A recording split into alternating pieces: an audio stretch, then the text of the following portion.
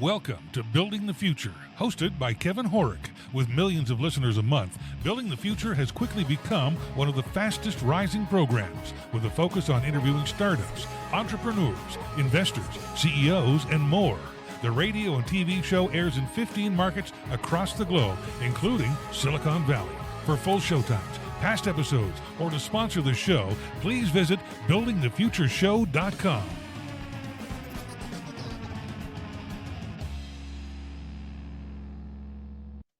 Welcome back to the show. Today we have Sasson. He's the co-founder and CEO at Stigg. Welcome to the show.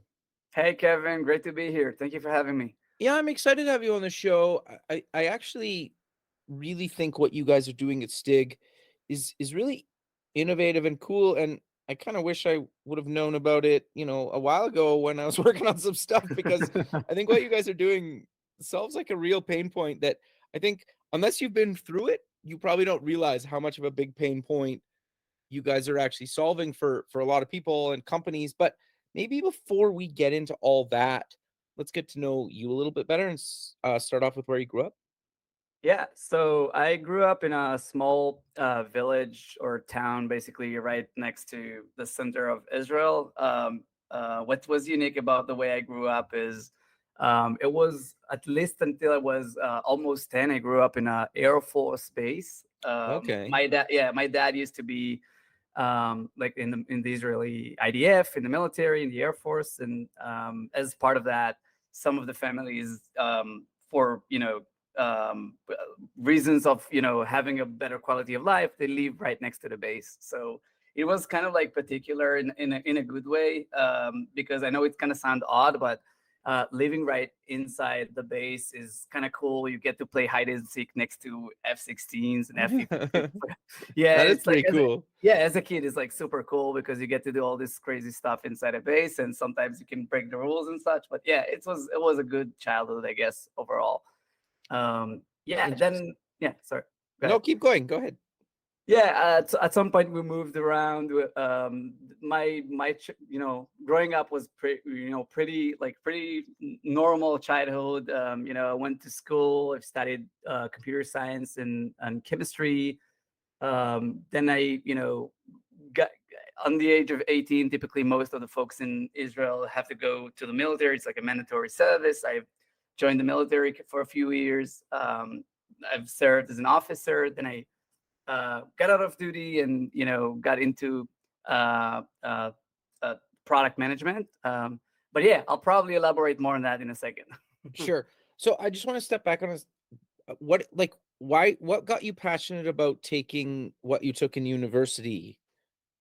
So I studied. So interestingly, I started actually working even before I started my first degree. I studied like a mixture of political science with like my BA is like political science and a little bit of business school.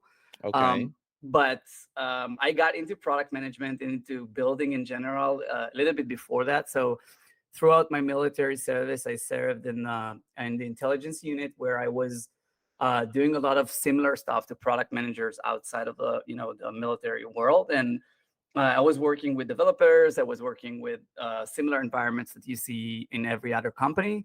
And I began to be more and more passionate about, data analysis, working, as a product person with developers. And, this is probably was my main hook into this space. And, funny enough, like what I studied wasn't necessarily tied to that. I just studied because it's funny. My parents are like the typical classical, stereotype Jewish parents pushing you to study something. So I found myself, going to study something just to get them, happy about what I'm doing with my life. Fair enough. But I was already, kind of passionate and happy about working, and building new products, trying different stuff in software. Doing UX stuff, doing, product management in general. And my first gig was I joined an early stage startup right after the army. We were a small early stage fintech company trying to solve a specific problem that used to be exciting at that time, which was how can you basically purchase things online together. That was our main focus or our main goal. Stuff like from tickets to concerts all the way to food and groceries and travel tickets and snowboarding tickets, all those type of things. Like, how can you do that together as a group in a seamless way? It didn't skyrocket. We weren't as successful as we were hoping, but we've learned a lot about the do's and don'ts of building software in an early stage environment. Sure. Yeah. We should maybe come back to some of those do's and don'ts later. I'm curious throughout your career, but we can cover that later. Yeah, and basically that was my first product role. I've found myself, kind of continuing my path in that space. I've joined another startup company named Signify that was more lean towards the B2B world, developer space where developer AI machine learning space. We were basically building software that helped developers deal with production incidents and production alerts in a much more efficient way. And we had a huge AI machine learning engine that helped consume a bunch of alerts and do a lot of statistical analysis and intelligent ways to reduce and correlate and aggregate alerts into a single element, a single issue that you can deal with. That was like very exciting path for me because it was the first steps into the AI and machine learning world, and using data science and statistical analysis as a vehicle to create value for users. We were acquired by New Relic in 2019. New Relic is like a huge software company helping developers everywhere in terms of building observability tools and ways to monitor production environments and such. And that was my main product gig before I've co-founded Stigg with Anton, who used to work with me together at the New Relic journey. Yeah, I'm happy to kind of share more into each and every step of the way, and kind of share some insights or gems that brought me to where we are. But ultimately, I think that what got me hooked into product in general is the fact that I'm somewhat of a generalist. I like to look on things in a broader way and see the intersection of different variables and see how they influence on one another. And doing product gives you that sense of like naturally be right there in the middle of everything, and be able to facilitate and listen and basically make all these things work together in a way. So I guess that's my main reason why product has always been my passion. Interesting. No, okay. So I'm curious. I think a lot of people probably listening have heard and or are using New Relic because it's a pretty big, well-known company, and I've used it a ton in my career, and I actually think the product's great. It maybe it's costly, but I think it's worth it. I'm curious though.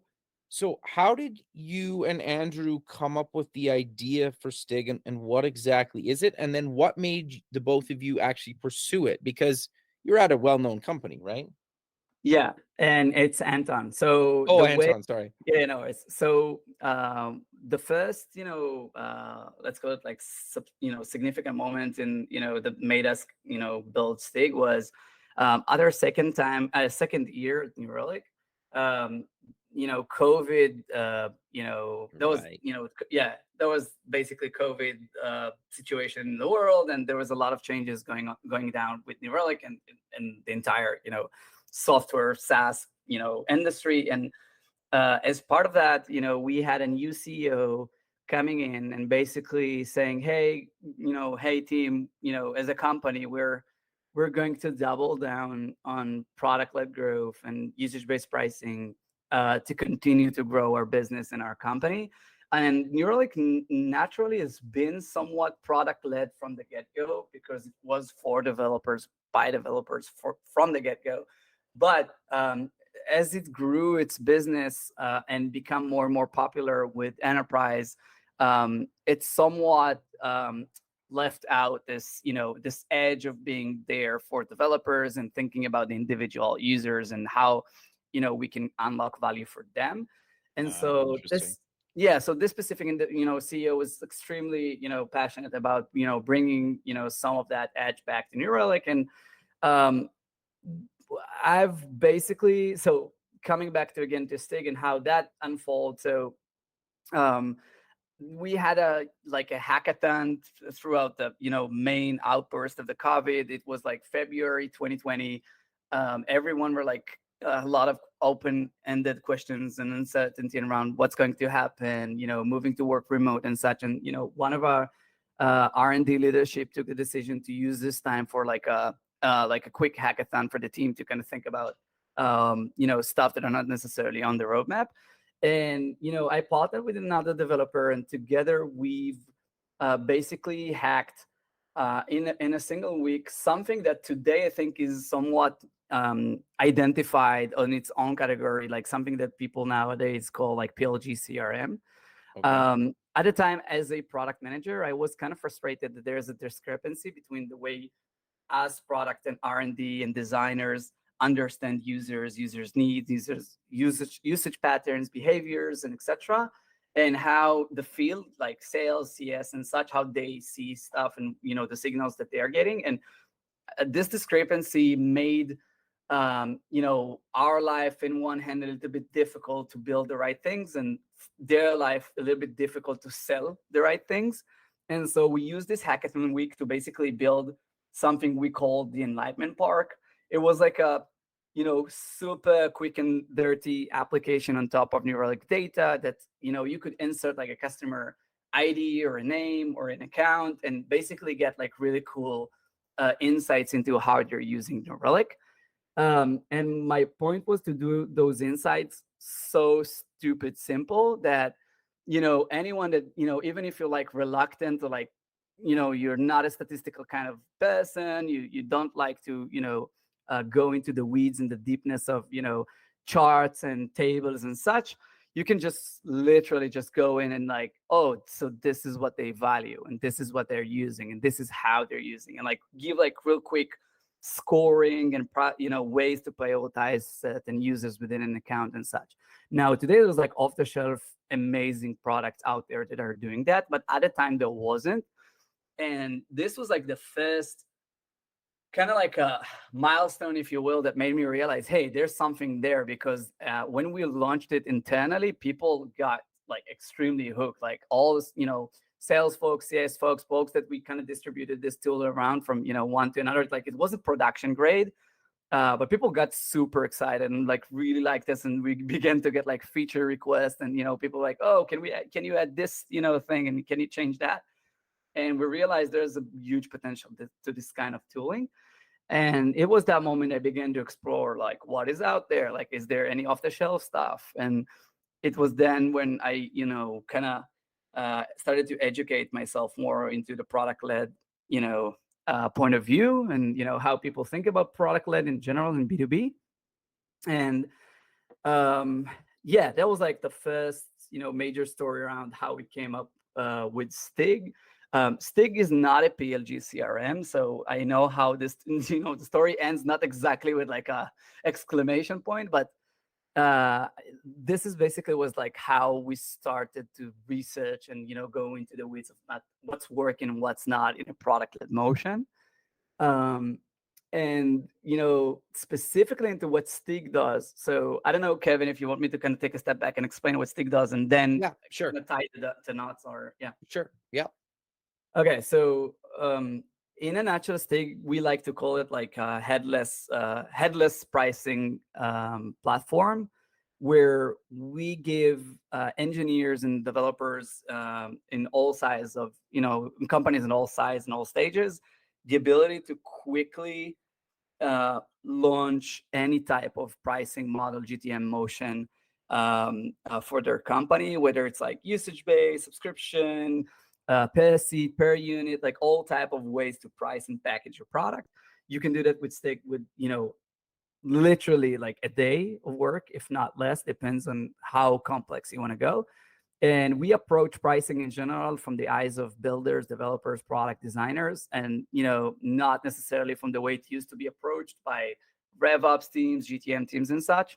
And basically, we try to help companies to be nimble in the way they package and sell their software.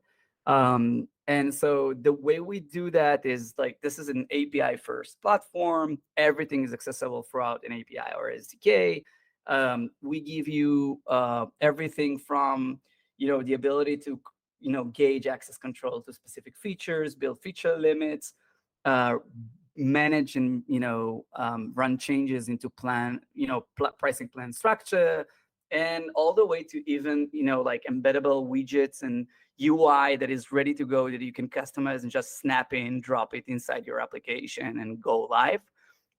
So you basically get an end-to-end off-the-shelf pricing experience. That's like Stigg in a nutshell. And that's on the application side.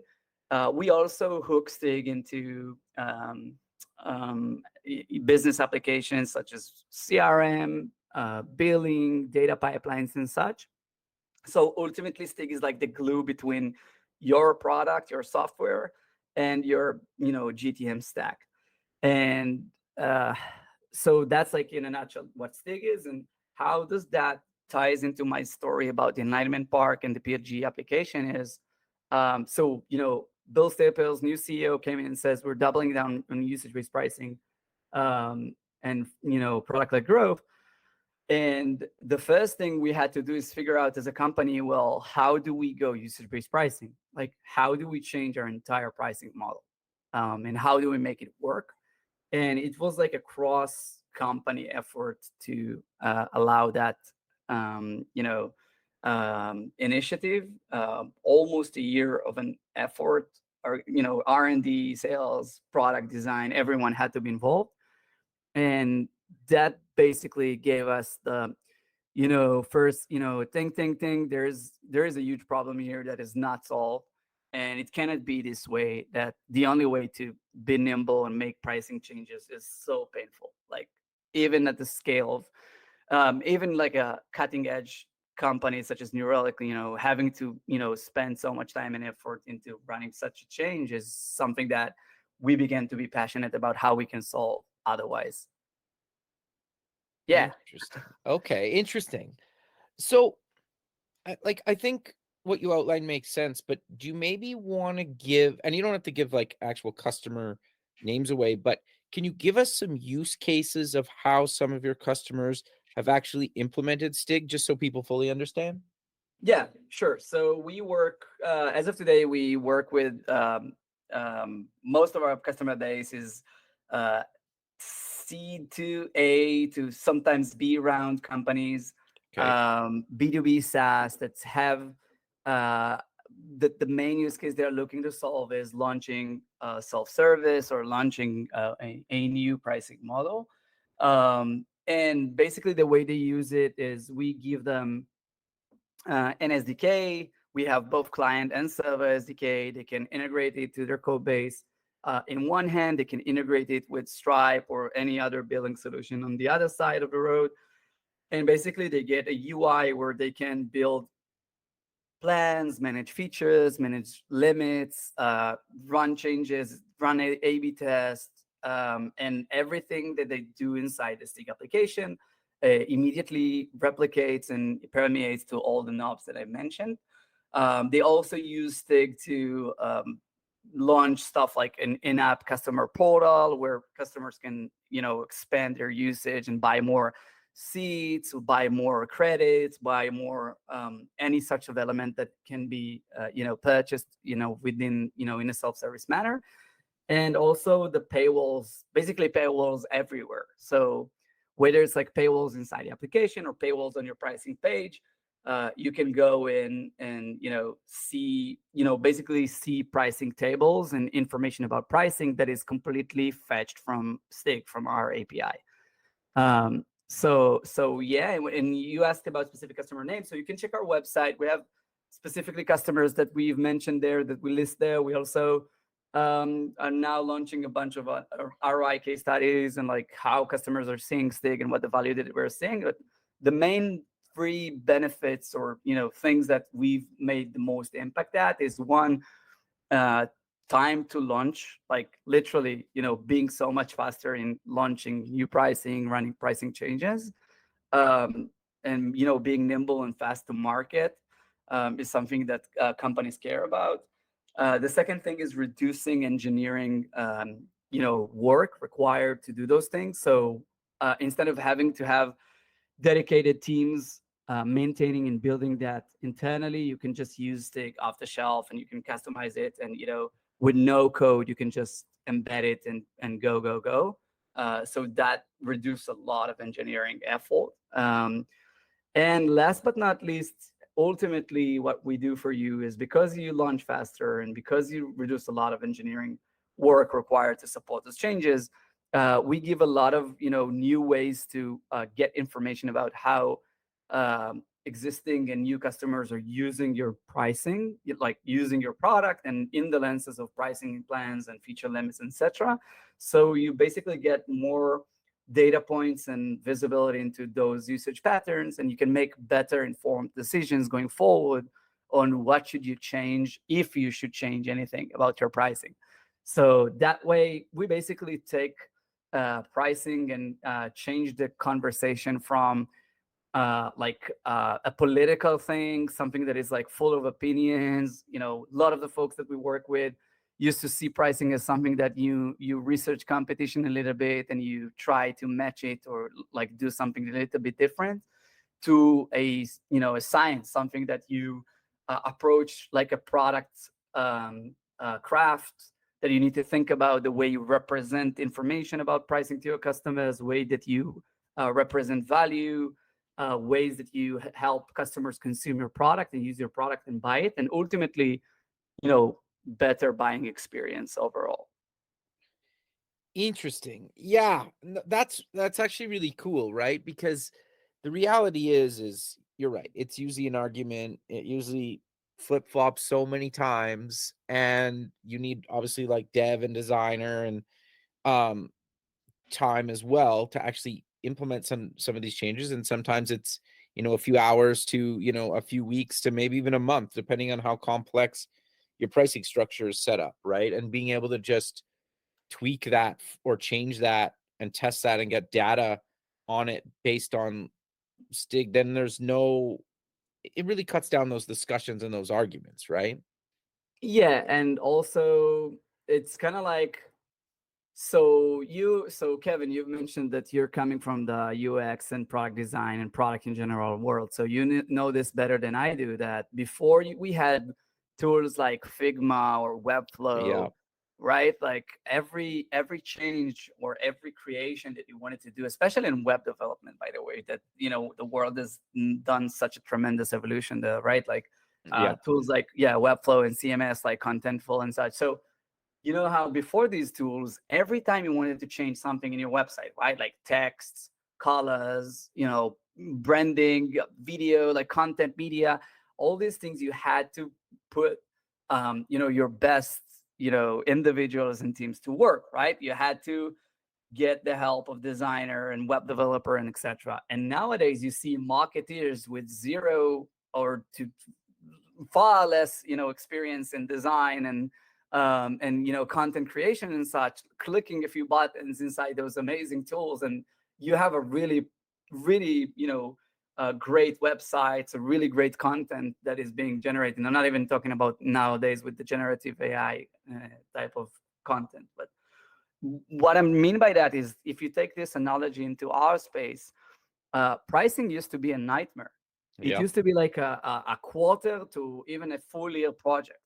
Research, conversations, meetings, these misalignments that has to be somewhat remediated and resolved. Everyone has an opinion, like marketing, product, design, sales, everyone has something, stake in the table when it comes to pricing, which is still the case. Even if you're using Stigg, it's still the case. It's just that the conversation around implementation reduce so much stress out of the conversation. Because think about it, like why it was so stressful, because everybody knew this is our chance, right? Like we're changing our pricing this quarter, so we have to win, the way we think it should be, because it won't change at least for a year or 2 quarters now, and like it's not going to change again. So if you reduce, if you make the implementation a click of a button, it become less of a political conversation and more around, well, how do we optimize? How do we improve? Because we can do another cycle 1 month from now, 2 weeks from now, and be more nimble. By the way, this conversation is more the scenario as I described it is more relevant for later stages like scale and above. For early stages, the number one impact is literally, hey, we need to launch pricing tomorrow. Can you help? Yeah. Yeah. Okay. So maybe give us a little bit more detail on that. You kind of quickly covered it, but maybe give us a little bit more detail. Like if I'm launching a startup, I don't know, in the next few weeks, say, and I need to implement pricing, walk us through that. Yeah. So would you, okay, I'll try to depict the picture like side by side without Stigg, right? Like, so Sure. Yeah. without, Okay. So without Stigg, what do, right? You come up with a spreadsheet. I do see some Notion pages these days for some founders. And you either talk to your board, to your investors, you talk to founder friends, you research competition, or you already know the competition, or you look at similar products and you start to think, okay, what makes sense for my product, from my software, from my company. And you can go as creative as as to the extent you're able to, but ultimately most founders we talk to would have a spreadsheet that they build based on something they are familiar with, like something from their world. And that not necessarily so that's like, even that at that point there's already a problem there, because you don't necessarily have all the knowledge and time to start do appropriate research around pricing and willingness to pay and what exactly is the value perception of what you've built. So first thing, and at first, like we as a company, Stigg, we create a lot of content that is easy to consume, like digest, around pricing and how should you approach it. We've built a community that's called Pricing for Founders. We've brought the best pricing folks out there from the SaaS world to give advice to founders. These guys and folks are there 24/7 or somewhat close to 24/7 and addressing questions and, giving an advice, and sometimes even jumping on calls and helping founders and builders everywhere to think about their pricing. So that's when it comes to research. Now, let's say you already know what is the pricing that you want to launch. Stigg basically gives you a no-code UI that you can go in as a non-developer and just build your pricing plans. Now, the nice thing, once your pricing plans are inside Stigg, and it can be freemium, it can be usage-based, it can be subscriptions, it can be flat fee, it can be any possible pricing model that you can think of, we immediately sync that into every single place you will ever integrate Stigg with. We give you client SDK with a paywall, so you can just snap in, drop, our paywall snippet, and that's it. You have your pricing plans, on Webflow pages, in React applications, everywhere.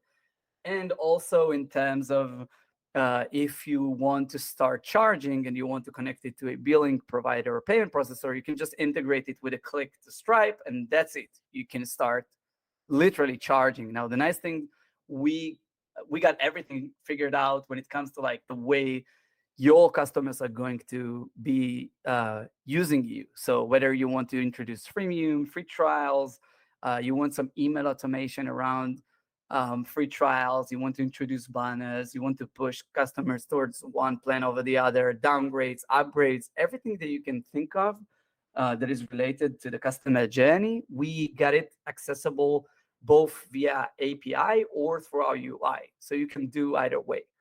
So ultimately what it means, to your question, if you want to launch pricing, you're starting a new company, you get everything from knowledge and expertise to think about your pricing strategy all the way to launching it, and in the most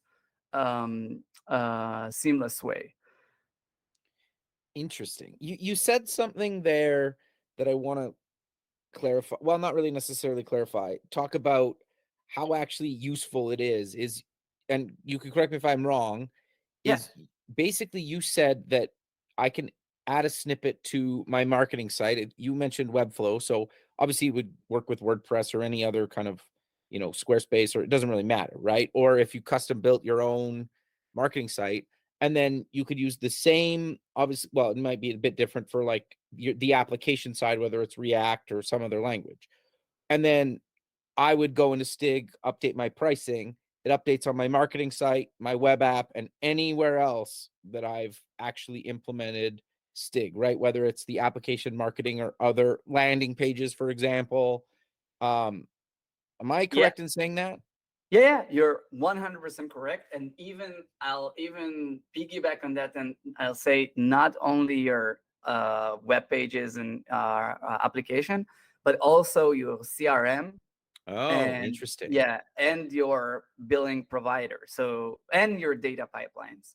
So that means, let's say your CRM is HubSpot, Okay. and your sales team is on HubSpot. When they move a deal from let's say demo, or contract signed to deal one, Stig knows to listen to these events and let salespeople basically provision the new customer. Let's say it's an enterprise customer with the right setup from their, from the CRM, and vice versa. So that means that when you use Stig, it essentially means that you have like a central. We like to see it sometimes as similar to CMS, but like you have a management center that you can run anything related to your pricing and packaging, while keeping intact the way you're used to work, and continue to evolve and change, iterate on how you introduce value. So yeah, like you said, paywalls, web pages, CRM, billing, everything. That's Um, huge. You know how yeah, much time and effort that saves? Like, as somebody that's had to do it in an app, do it on marketing sites, do it on everything you outlined, like just that alone saves people a ton of time, right? yeah. Well, So multiple teams even.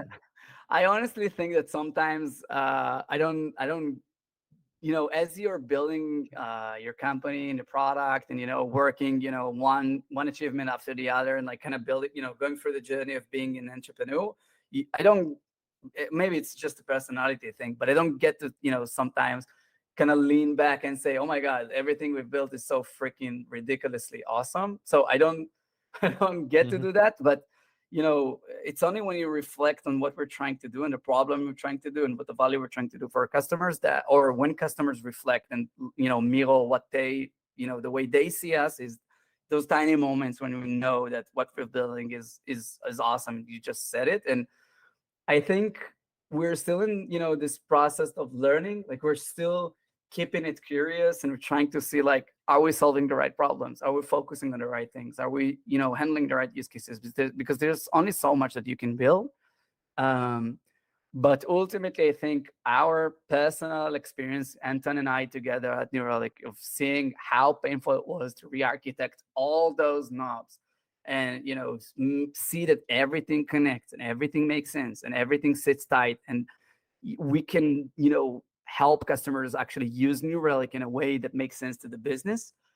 We said it cannot be the way to do this. Like, we need the pricing is. So if I can add to that, as a Keep product going, yeah. person, yeah, as a product person, I just think pricing is becoming more and more a product people's problem. Like, it used to be, oh, pricing talks to sales. Oh, that's pricing talk to revenue organization, talks to the GTM organization. But we see more and more companies that we work with that pricing is actually becoming the problem of the CPO, becoming the problem of the VP product, like product executives.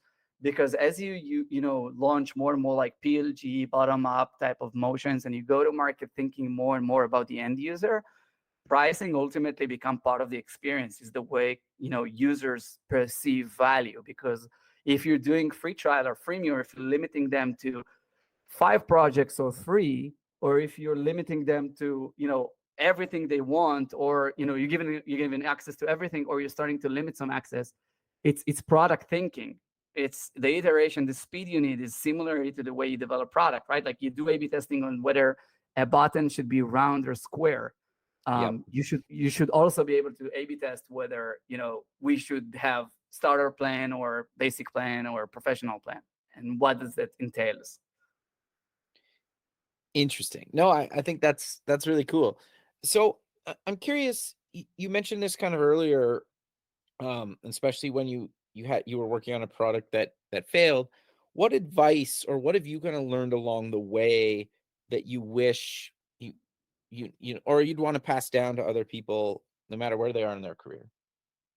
So our first experience, like my first experience with the first early stage startup, was that we had the most amazing team. Even up until today, I still believe that we had one of the best teams I've ever took part of. Like they were individuals that they were crazy good. Like That's actually really good advice, though, because just because you have a great team doesn't mean yeah. it's So successful. now I'm about to give like the other side, the end of it. So as a junior, I was a junior. Now I know. Now I can tell it I was a junior. At the time, I didn't realize I was a junior. But retrospectively, I was a junior, and I was fortunate to learn so much. We were doing really awesome stuff at the time. It was 2015, I think, and we were already doing A/B testing on millions of customers. We were doing so many good, things on a really fast cadence. It was crazy, and I learned a lot. But I think the number one thing I learned is, as a team, we were too remote from the problem we were trying to solve.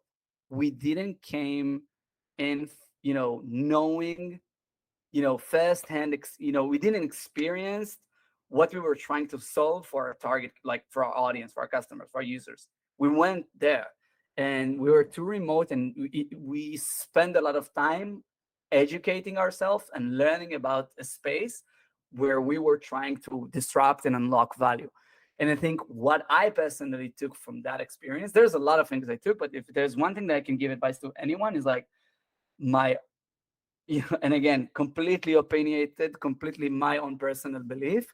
I really genuinely think that the most exciting teams and companies are solving problems they have very close and intimate familiarity, because that gives you like a superpower that makes you extremely devoted and passionate, and have like really internal knowledge into what is not working and how you should approach it and what's important and what's not. Like it helps you make compromises and trade-offs and think clearly about the problem.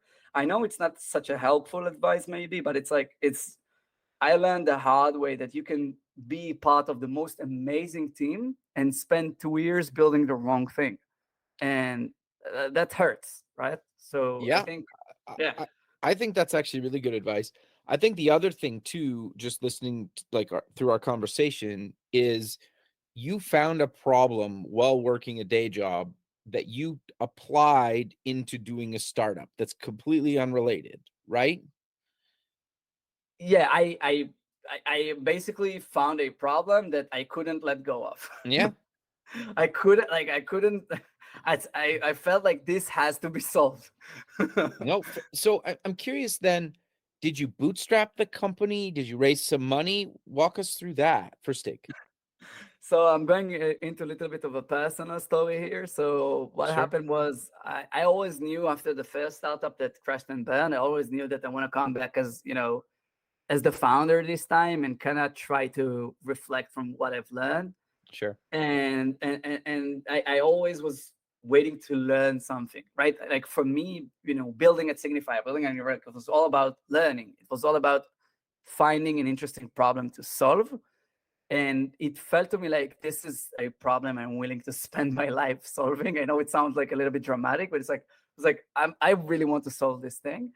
Sure. And basically what happened, I immediately knew that before anything else, before funding, before MVP, before prototype, before everything, I really want to join forces with somebody that it's like a wedding, like someone I want to spend my life building with. And so, I mean, I really wanted the time to partner with Anten, but it wasn't a good timing.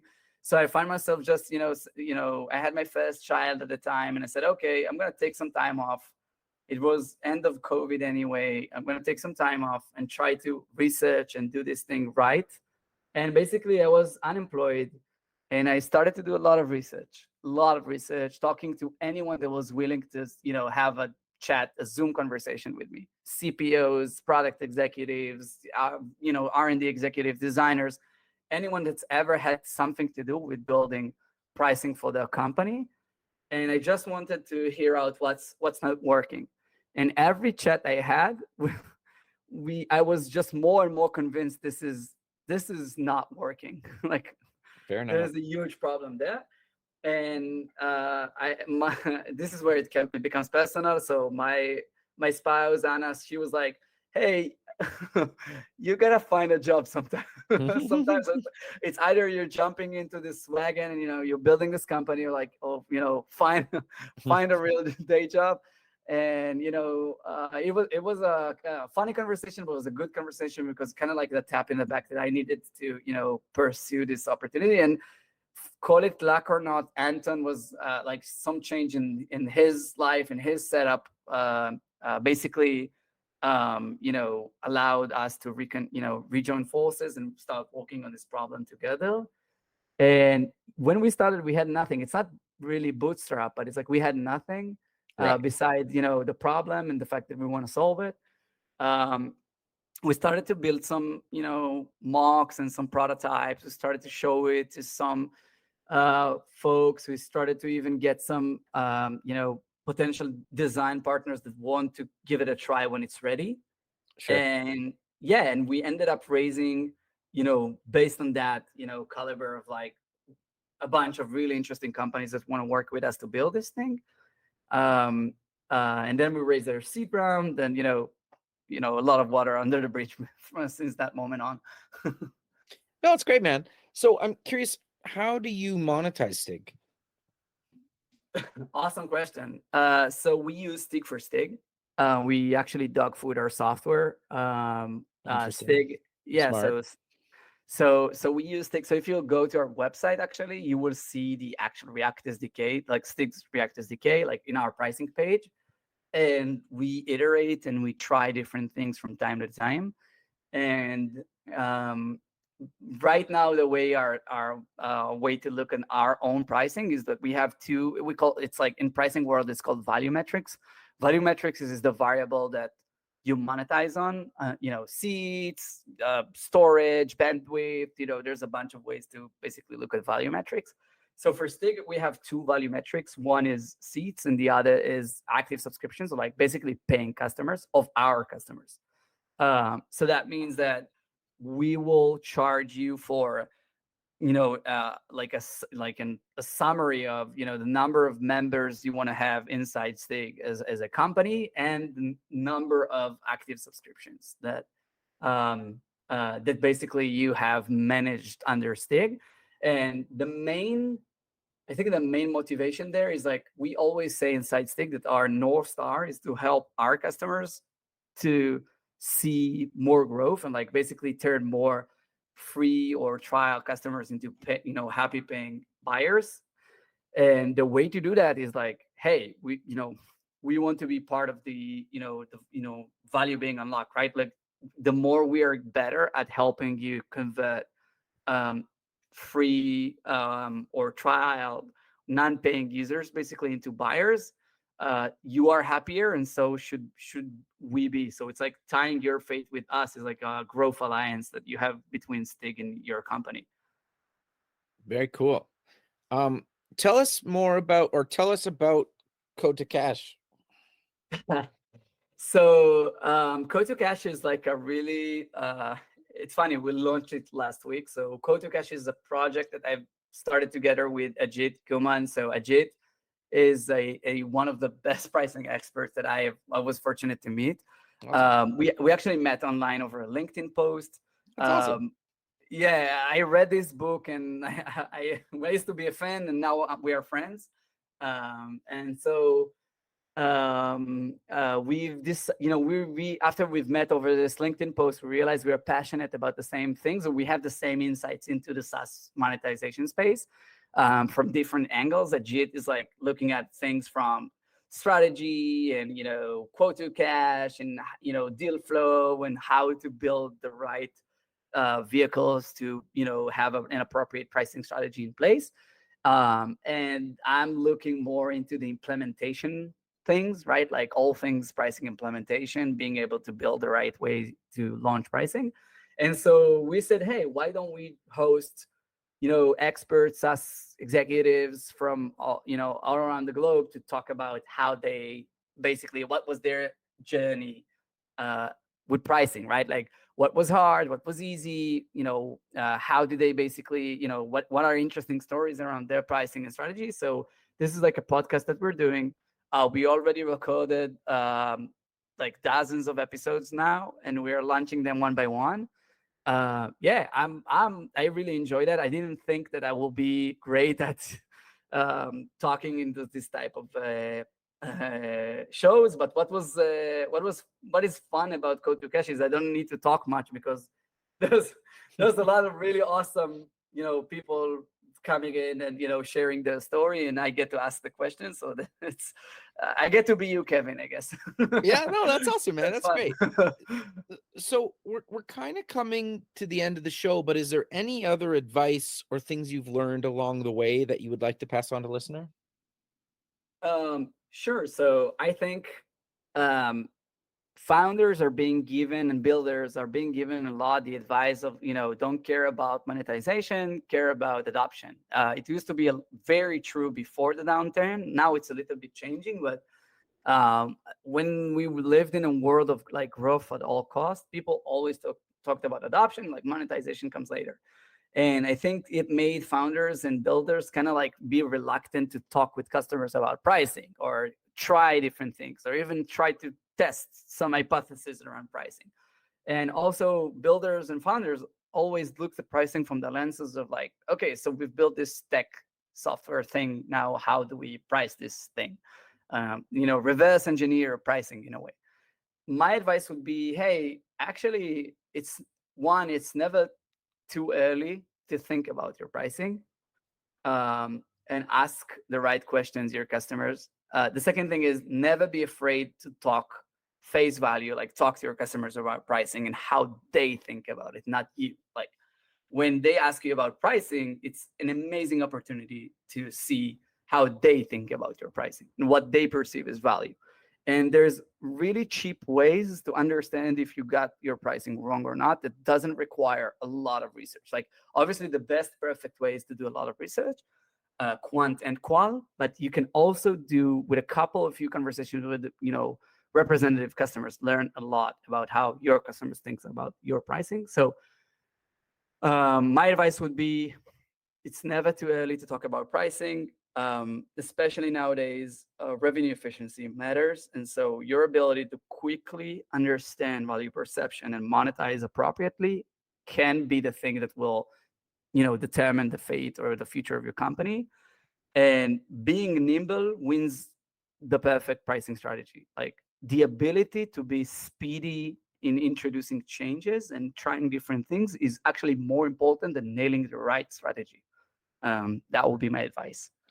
No, I think that's actually really good advice.